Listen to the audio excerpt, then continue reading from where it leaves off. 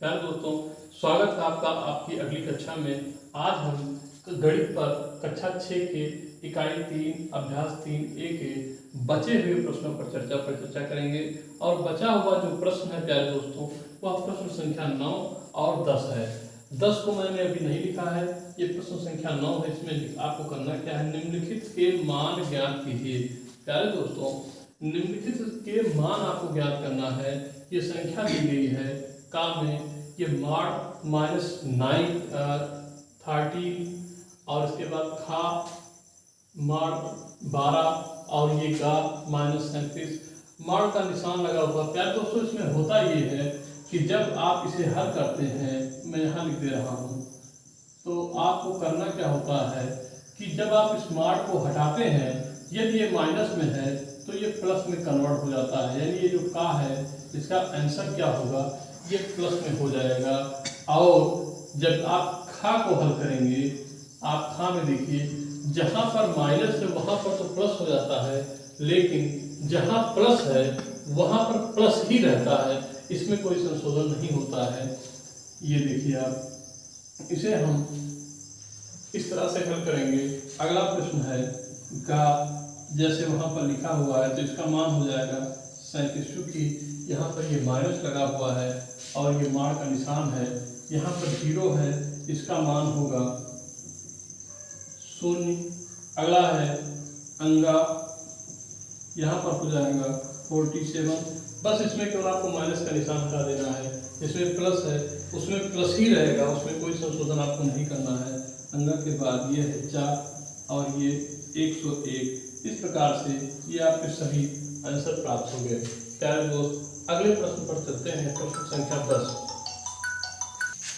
तो प्यारे दोस्तों, प्रश्न संख्या 10 जो है, अपनी अभ्यास पुस्तिका में सत्य या असत्य कथन की पहचान कर लिखिए। प्यारे दोस्तों, इसमें आपको पहचानना है कि कौन सा सही है, कौन सा गलत है। जो सत्य होगा, जो सही होगा, उसे हमें यहाँ लिख देना है सत्य, और जो गलत होगा उसके सामने हमें लिख देना है असत्य। इन कथनों को आप ध्यान से देखिए। प्यारे दोस्तों, सबसे छोटा पूर्णांक 0 है। आप बताइए कि क्या सबसे छोटा पूर्णांक 0 होगा? मैंने आपको जब पूर्णांक पढ़ाया था, आइए मैं यहाँ पर चर्चा कर लेता हूँ। तो आपने देखा था कि मैंने आपको बताया था कि ये पूर्ण संख्या है, पूर्णांक संख्या है 0 1 2 3 4 इधर, और इधर -1 -2 -3 -4, और मैंने ये बताया था इनफाइनाइट है, और इधर भी इनफाइनाइट है। प्यारे दोस्तों, अब आप बताइए कि क्या सबसे छोटा पूर्णांक 0 है? आप कहेंगे सर 0 तो यहाँ बीच में हो गया, इससे इधर भी हम बढ़ रहे हैं, और ये सभी पूर्णांक संख्याएं हैं, और आगे इनफाइनाइट भी लगा हुआ है, यानी अनंत लगा हुआ है। यानी आप आगे कहाँ तक जाएंगे कोई पता नहीं है। इसलिए यह पूर्णांक संख्या जो है वह 0 है, यह एकदम सही नहीं है। अगर जो यहाँ पर यह लिख दिया जाता कि 0 सबसे जो है प्रारंभिक, या ये कहें कि 0 जो है एक पूर्णांक संख्या है, तब यह सही हो जाता। लेकिन यदि ऐसा नहीं है तो ये प्रश्न जो है गलत है, यानी कि इसमें आपको लिखना क्या है, असत्य। अब हम अगले प्रश्न पर चलते हैं। 0 का विपरीत नहीं होता है। प्यारे दोस्तों, आपको यह बताना है कि 0 का विपरीत होता है या नहीं। अब आप देखिए, ये एक मैंने जो लाइन पर आपको हमने सिखाया था, इसी पर मैं बना दे रहा हूँ, आप इसे ध्यान से देख लीजिए, समझ लीजिए। ये आप देखिए, यहाँ पर ये 0 है, यहाँ 1, ये 1 2 3 4, और ये माइनस। आप देखिए 1 का विलोम क्या होगा, यानी जो आप इसमें कहा ना विपरीत माने होता है विलोम। आप बताइए 1 का विलोम क्या होगा? आप कहेंगे सर यहाँ से उठाइए और इसको यहाँ पर मिला दीजिए, इसका विलोम है। फिर आपसे कहा जाए कि और आगे बताइए 2 का विलोम क्या होगा, तो आप 2 का विलोम भी खोज ले जाएंगे, 3 का विलोम भी आप। लेकिन आपसे मैं कहूँ कि 0 का विलोम बताइए। अब आप बताइए 0 का कोई विलोम आप इसमें दिखाई दे रहा है? बिल्कुल नहीं। आप संख्या रेखापुर से आप समझ सकते हैं 0 का विपरीत नहीं होता है, ये एकदम सत्य है। 0 का कोई विलोम नहीं है, तो इसको आपको करना है सत्य। मैं आपसे कह रहा हूं, देखिए ये ऋण का मतलब ही होता है कर्जा। आप बताइए कि मैंने 17 रुपया कर्जा लिया है, और फिर आप बताइए कि आपने 5 रुपया कर्जा लिया है। अब आप बताइए कि इसमें अमीर कौन है, यानी बड़ा कौन है, जो 17 रुपया कर्जा लिया है या जो 5 रुपया कर्जा लिया है।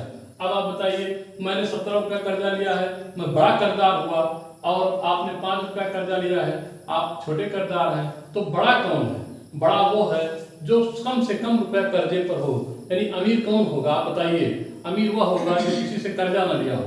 लेकिन अगर उसने कर्जा लिया है, तो मान लीजिए आपने 5 रुपया लिया और मैंने 17 रुपया लिया है, तो आप बताइए कि अमीर हम दोनों में से अमीर कौन है? आप अमीर हैं। मान लीजिए अभी 10 रुपया आपको मिल जाए, 10 रुपया हमको मिल जाए, तो मैंने 17 लिया है, तो उसमें से तो मुझे कुछ बचना नहीं है, लेकिन आप उसमें 5 रुपया प्लस हो जाओगे तुरंत, है कि नहीं है? आप बताइए। तो इस प्रकार से यह कथन जो है इसमें दिखा रहा है कि -17 बड़ा है, ये असत्य हो जाएगा। तो यहाँ आपको लिखना होगा असत्य, क्योंकि बड़ा जो है वो है -5। प्यारे दोस्तों, अगले प्रश्न पर चलते हैं। एक धनात्मक पूर्णांक अपने योगात्मक प्रतिलोम से बड़ा होता है। प्यारे दोस्तों, इसमें कॉन्सेप्ट है, ये एक धनात्मक पूर्णांक है। धनात्मक पूर्णांक का मतलब मान लीजिए कि ये 2 लिखा हुआ है। आप बताइए कि यह 2 किस किस से बड़ा होगा अपने योगात्मक प्रतिलोम से? क्या यह बड़ा है या नहीं है? प्रतिलोम का मतलब आप जानते हैं, इसका विलोम होता है और उसे लिखा जाता है -2। समझ रहे हैं आप? आप बताइए -2 से यह 2 बड़ा है या नहीं बड़ा है? इसे आप ऋण पर ले जाइए, यानी कर्जे पर ले जाइए। आप बताइए, मेरे पास 2 रुपया शेष है, मैं रखा हूँ अपने जेब में, और आपने 2 रुपया भी कर्जा लिया है, टॉफी खरीदा था, उसका पैसा भी आपने नहीं दिया है। तो पैसा है किसके पास? मेरे पास ज्यादा है या आपके पास ज्यादा है? आप कह देंगे सर आपके पास पैसा ज्यादा है, क्योंकि आपके पास 2 रुपया रखा है और मेरे पास अभी कर्जा है, जैसे मुझे पैसा मिलेगा मुझे देना पड़ेगा। तो इस प्रकार से एक धनात्मक पूर्णांक अपने योगात्मक प्रतिलोम से सदैव क्या हो जाएगा? बड़ा हो जाएगा। जो ऋण वाला होगा वो सदैव छोटा, यानी जो धनात्मक है, ये धनात्मक है। इससे जैसे ही ये जो माइनस का होगा, जब इसको प्रतिलोम में बदलेंगे तो वो माइनस में हो जाएगा, और कोई भी माइनस वह प्लस वाले से बड़ा नहीं हो सकता है, कहीं भी नहीं हो सकता है। इसलिए यह जो है कथन सत्य हो गया। फिर अगले प्रश्न पर चलते हैं प्यारे दोस्तों। एक ऋणात्मक पूर्णांक अपने योगात्मक प्रतिलोम से बड़ा होता है। आप बताइए, इसका जस्ट उल्टा अपोजिट लिखा हुआ है। आप बताइए क्या सही हो सकता है? लिखा गया है एक ऋणात्मक पूर्णांक, ये एक ऋणात्मक पूर्णांक इसी को मान लीजिए, और अपने योगात्मक प्रतिलोम से, यानी इसको जो पलटे तो 2 आ जाए, इससे ये बड़ा है? बिल्कुल नहीं बड़ा है। माइनस कभी भी प्लस से बड़ा नहीं होता है, कहीं नहीं होता है। जो कर्जा है वो कैसे बड़ा हो सकता है? इसलिए यह कथन भी असत्य हो गया। प्यारे दोस्तों, अगले प्रश्न पर चलते हैं, और वह प्रश्न है 0 एक पूर्णांक नहीं है। आप बताइए 0 एक पूर्णांक है या नहीं है? मैंने अभी आपको बताया है ये वाले चार्ट में कि जब हम किसी संख्या का प्रारंभ करते हैं तो वो 0, 1, 2, 3, 4 ऐसे करके करते हैं, और ये सभी संख्याएं क्या हैं? पूर्णांक हैं। तो आप बताइए 0 एक पूर्णांक है या नहीं है? तो आप कह पाएंगे कि सर 0 तो एक पूर्णांक है, तो इसलिए यह कथन भी क्या हो गया? असत्य हो गया। इसलिए असत्य हो गया क्योंकि 0 एक पूर्णांक है और इसने इसमें ये नहीं शब्द जोड़ दिया है। प्यारे दोस्तों, अगले प्रश्न पर चलते हैं। 0 का योगात्मक प्रतिलोम 0 है। आप बताइए कि 0 का योगात्मक प्रतिलोम क्या होगा? प्यारे दोस्तों, 0 का योगात्मक प्रतिलोम 0 ही होगा। किसी भी 0 में प्लस माइनस करने पर उसमें कोई फर्क नहीं पड़ता है और वह संख्या स्वतः ही रह जाती है, यानी +0 -0 को यदि हम जोड़ें, आप देखिए यह 0 ही रह जाता है। इस प्रकार से इसका जो 0 का योगात्मक प्रतिलोम जो होगा वह 0 ही होगा। प्यारे दोस्तों, ये जो कक्षा 6 का जो इकाई 3 चल रहा था, ये उसका अंतिम जो है चल रहा था 3A। इसके बाद अगले लेसन में मिलते हैं। तब तक के लिए आप कोई भी विषय पर आपको इसमें कहीं भी किसी प्रश्न में संदेह रह जा रहा है तो प्लीज़ आप अपने कमेंट के माध्यम से मुझे अपने चैनल पर बताइए। धन्यवाद।